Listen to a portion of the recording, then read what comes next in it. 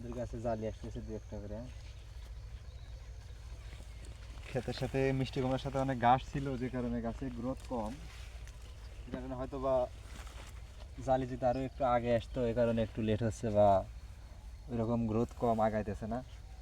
আসছে আলহামদুলিল্লাহ, অল্প পরিশ্রমের ভিতরেই ভালো ফল আসতেছে আস্তে আস্তে। এখনও কোনো রাসায়নিক সার কিছু ব্যবহার করা হয় নাই, হয়তো পোকার জন্য একটু কীটনাশক বা ছত্রাকনাশক এগুলা স্প্রে করা হয়েছে। আজকে আবার স্প্রে করছি, দেখা যাক কি হয়। একটু স্টপ করো। জালিগুলা ময়লার কারণে নষ্ট হয়ে গেছে, চর অঞ্চল ধুলাবালু ওরে সবসময় জালিগুলো ভালো দেখাই যায় না, ময়লার তলে পড়ে গেছে। আমাদের ওই পাশে আরও কিছু ক্ষেত আছে, আরও কিছু গাছ আছে, এগুলো দেখাইতেছি। এগুলো আমাদের হয়তো বা একটু পরে বোনা গাছ, যে কারণে ওইগুলোর সাথে এগুলো একটু ছোট। তারপরেও গাছ নিচের দিকে ঝুঁকতেছে, আস্তে আস্তে ডোকা বের হয়েছে। এগুলোর সাথে 1 মাস পিছিয়ে গেছে, এগুলো হয়তো বা একটু সময় লাগবে, রমজানের আগে হয়তো বা জালি আসবে না।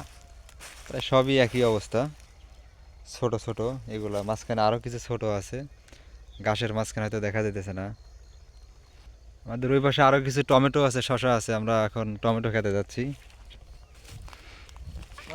এত বড় বড় সরিষার কারণে হয়তো বা একটু আলো বাতাস কমই পায়, যে কারণে গাছের গ্রোথগুলো ওই রকম কম। তার সাথে ছিল আমাদের এই যে ঘাসগুলা, আমাদের আঞ্চলিক ভাষায় খেসারি বলে, খেসারি ঘাস, গরু খাওয়ানোর কারণে এখন প্রায় শেষের দিকে। তবে এখন গাছ হয়তো আলো বাতাসে এখন একটু পাবে। সে আমাদের টমেটো আছে, টমেটোর পাশেই শশা দেওয়া আছে। টমেটোর মাঝখানের গাছগুলো গ্রোথ অনেক ভালো আসছে, যে কারণে ফলও আসছে মোটামুটি, ছোট এখনো। প্রত্যেক গাছেই জালি আছে কয়েকটা করে, দেখা যাক।